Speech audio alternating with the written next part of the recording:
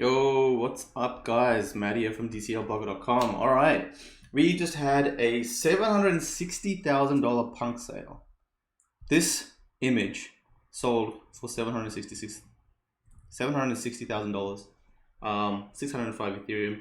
I have to admit, the first time I saw it, I was like, nah. It's got to be a wash trade. It's got to be something dodgy with it. Because we've jumped from what the record was 700 and actually no, the record was 777,000, I think, for the Beeple piece. So this is still not the record, but man, almost $1 million for a CryptoPunk. I know CryptoPunks do big numbers, and I'll explain to you guys why CryptoPunks do well. Because it's not just the image that you see that's special about these. But why did this specific one go for $760,000? So I'm going to quickly deep dive into this. Firstly, the sale happened, punk number 2,890. There's 10,000 CryptoPunks that were ever made. What makes them special is that they were the first set of NFTs that were ever released on the Ethereum blockchain.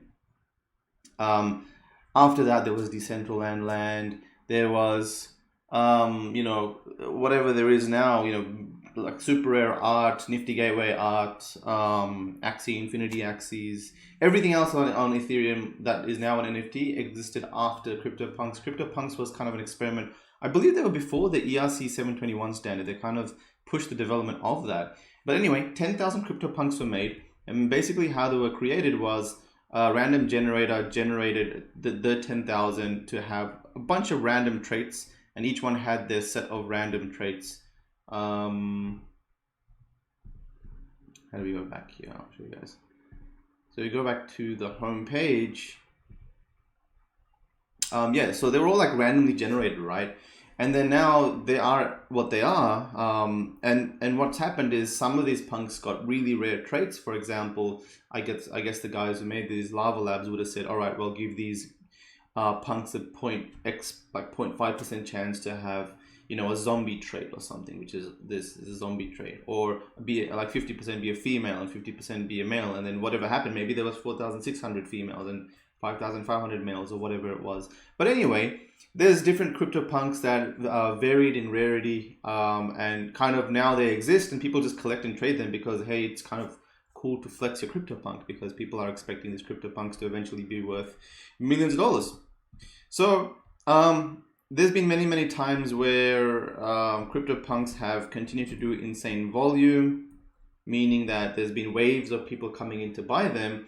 And previously you could have got them for free. So 10,000 CryptoPunks were just set out there and people could have gone and claimed them for free. I believe the first time they did that, no one really came and claimed them. It was only when they got covered by Mashable or some big news outlet that everyone came and claimed them. But you can see here people start to trade them, and total, can we see the average here? Average USD $84. Look at that green, $80, $110. So back when it was first traded, it was traded like for $50 to $100. Then it was a kind of a bearish period for a long time, and every now and then there was a spike of volume. So you can see here the average price was $31. And now there's been multiple spikes, and every now and then there's a massive sale, and it's only been kind of getting bigger and bigger. And now if you look at the average USD, it's like $8,000, $6,000 to buy a CryptoPunk. And I'm assuming, and now if you look at the recent sales, you can kind of see the cheapest is like 6.57 Ethereum, 13 Ethereum. I guess the 6.6 Ethereum is the cheapest. And so that's how, they've kind of existed over the last 3 years. And they recently blew up somewhere here when there was a massive, I'm like, people could buy and sell CryptoPunks for free, or buy and sell them on Rarible, and people were just mining rarity, basically. A lot of that was happening somewhere around here. No matter what people tell me otherwise, I 100% know that was what was happening, because people have said that to me, the people that were actually doing it. People were buying and selling them on Rarible to mine rarity, because Rarible was giving, you could get Rarible tokens for buying and selling things, and people were just saying, oh, wait a second, maybe we can just buy and sell NFTs. And they were wrapping NFT. So basically, these CryptoPunks existed not as an ERC 721. So there's a wrapper or a converter that you can convert them to an ERC 721. Suddenly they're compatible on marketplaces, and then people were wrapping them and selling them there, and then doing all that sort of stuff. And they were generating rarity tokens. So even if they were selling them for like 10-cent profit, they were still making a lot more in rarible tokens, because I guess the more you sold, like if you were selling 3 to 5 ETH per CryptoPunk, then you were probably mining a lot of rarible tokens. Anyway, that saga happened. Whatever. Was it good or bad? Whatever. I don't know. But it's continued to grow after that, and now there is no wash trading that I know of. Maybe some fringe cases. Every now and then I look at what's going on, because I'm always a bit skeptical because of this episode. But at the end of the day, especially when this sale came up, I was like, nah, this shit's been wash traded. But you know what? Flamingo DAO bought it. So Flamingo DAO are a NFT DAO that's created by, I believe they're aiming for 100 people to contribute 60 Ethereum each. And so they'll totally raise 6,000 Ethereum, and then they'll continue to acquire NFTs.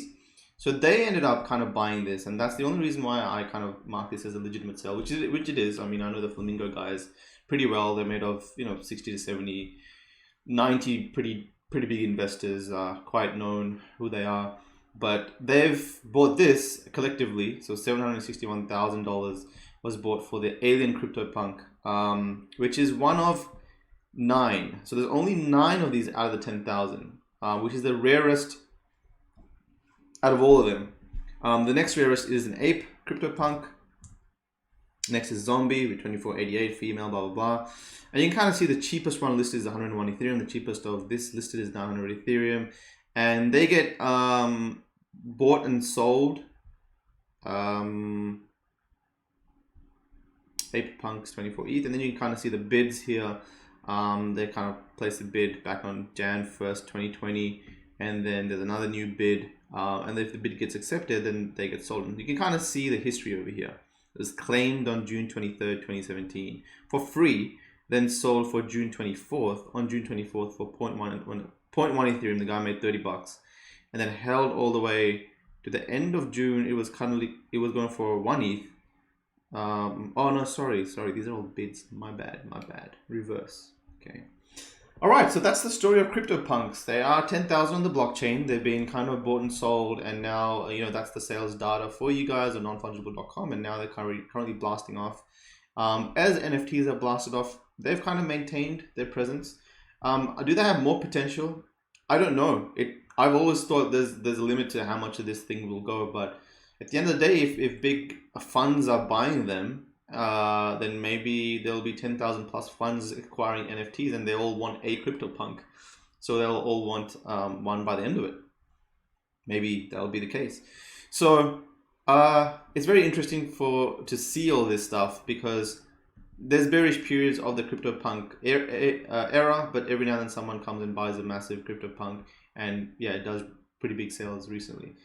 What else can I tell you guys about this? Will it continue? I always think, like, as we advance in the NFT scene, we will grow out of just being on the Ethereum chain, and that's happening. People are, NBA Top Shot's working on Flow chain. Flow has multiple big projects. UFC as well coming on Flow blockchain. They'll be using, I guess, EOS is also picking up. Other blockchains are starting to arise, and new collectors aren't going to give a crap what blockchain they're buying stuff on. So like, once a big game like Blizzard or like Warcraft or something comes and has a massive game, and there's like millions of players, there's probably going to be no relevance on like what blockchain the project's built on, right? So I think, like, at the end of the day, like with DOT as well, will Ethereum continue to have a presence? Will these continue to grow in value? I think as long as at the end of the day people value them, now there's a solid community that continue to give it the social validity by tweeting out the fact that, hey, this sold for X amount, kind of generating the hype and keeping them valid and present. But who knows, maybe bigger opportunities will kind of make them a little bit more obsolete. But currently, looking at the prices, the fact that this Alien Punk, if you click on it, the average sale, so there's only 9 punks found. I believe none of them are for sale except for this one. I think none of them are for sale except for this one, which had a bid and got accepted. So everyone else is kind of holding on to their crypto, their Alien Punk. But yeah, that's the story. That's what happened. That's kind of why it sold for 605 Ethereum. So let's see if this continues. Pretty confident we're going to see $1 million NFT sale soon. I reckon by Feb. I give it till Feb before we see one. So let's see what happens.